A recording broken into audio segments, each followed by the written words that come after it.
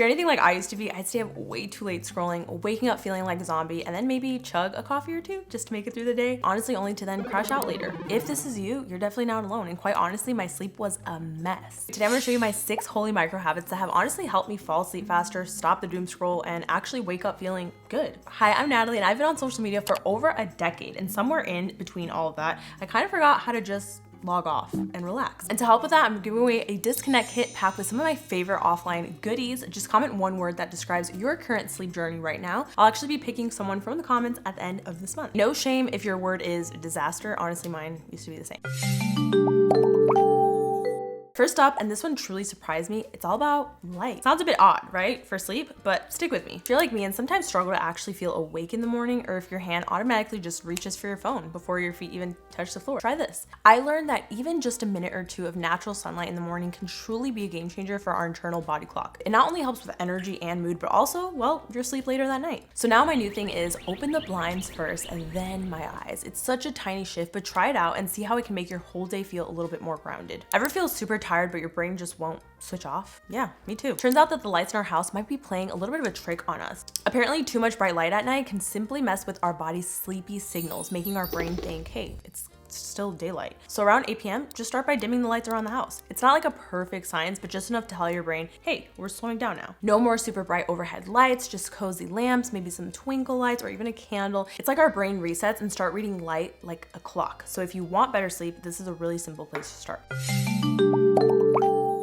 If your brain feels like it's still running a marathon even after you've turned off the lights, it might be because you're jumping straight from go, go, go to trying to sleep with no real in between. And that's okay, a lot of us do that. I found out that giving yourself a wind down window like 60 to 90 minutes before bed can actually help calm things down and get your body ready for some proper sleep. Something that really helped me was setting out a little tray with a few offline things like a candle, a book, a nice pen, or some sleepy tea. When I bring that tray out, it's like a physical signal to my brain, okay, the day is officially done. And it's actually pretty cool why this works. When our body sees the same calming cues night after night, it starts to expect rest. However, if you're doing the opposite, which would be lying down, taking out your phone and scrolling, your mind is actually getting these really intense dopamine hits that drastically impact not only your mood, but your ability to reinforce sleep. You totally do not need some complicated 12-step routine because honestly, who has the time and energy for that anyways? Not me. So we're just picking one ritual, just one calming thing that makes you feel good and safe can truly be enough. So for me, it's a bit odd, but sometimes just rubbing Jupiter's belly while I listen to some brown noise, he definitely approves. So I started by creating a brain dump list of little to-dos that relax or even bore you. That helps too. Some of my anchor rituals are just steeping tea and standing barefoot in my kitchen while I steep. Not really complex, no phone, just steam and silence. Kind of boring, honestly. Do I sound a little bit like a psychopath? Maybe. But for some, it's brushing your hair, flipping through a magazine, organizing your sock drawer, and your one thing doesn't need to be fancy, just something that your body can recognize as a cue to chill.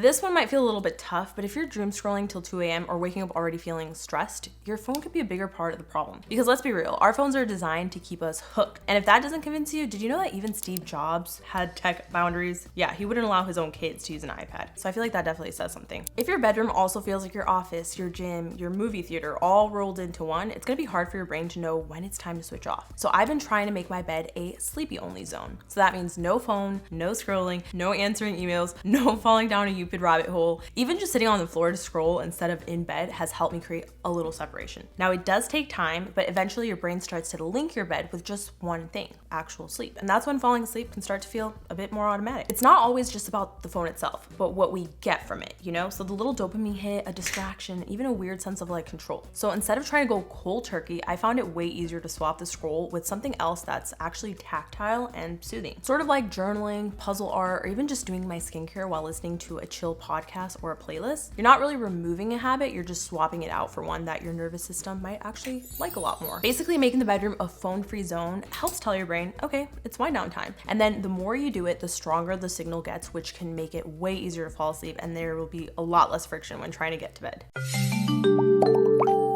Ugh, you know those nights when sleep feels impossible because your brain just literally won't shut off? Spiraling through grocery lists, replaying conversations, and just stressing about tomorrow's to-dos. That late night overthinking is a huge sleep stealer, and it's like trying to close your laptop without actually closing it, and there's still a bunch of tabs open. It's a mess. So before going to bed, I grab a journal and just let it all out. Okay, there's no right or wrong way to do this. There's no pressure for it to be perfect. I just write down everything that's swirling in my mind. It's kind of my way of saying, okay, these thoughts don't come to bed with me tonight. My best me journal actually actually has a spot for this and is designed to help get all of those thoughts out so they're not keeping you up. There's a study that found that doing a simple brain dump right before bed not only helps get all that mental clutter out, but also help people who were overly active and had nervous minds fall asleep faster. So give it a try next time and tell me what you think. This is a quick one that I really like. Jot down 3 things that feel good today, 3 things that maybe drain your energy, and 3 things you're choosing to let go of before you sleep. It's a really simple ritual that helps you close out those emotional tabs and shift into rest mode.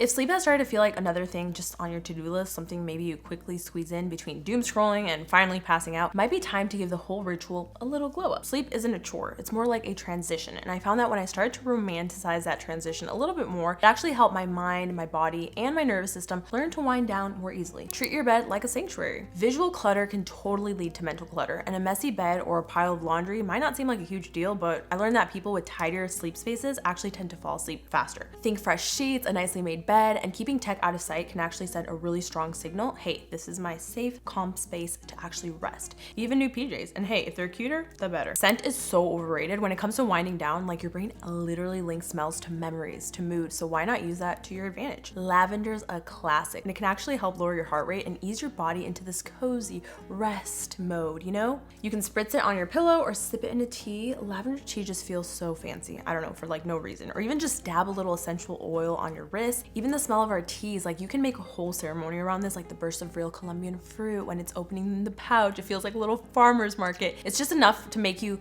really inhale a scent that can completely shift your whole mood. All you need to do is find one calming scent that you love and make it your signal, and your brain will catch on.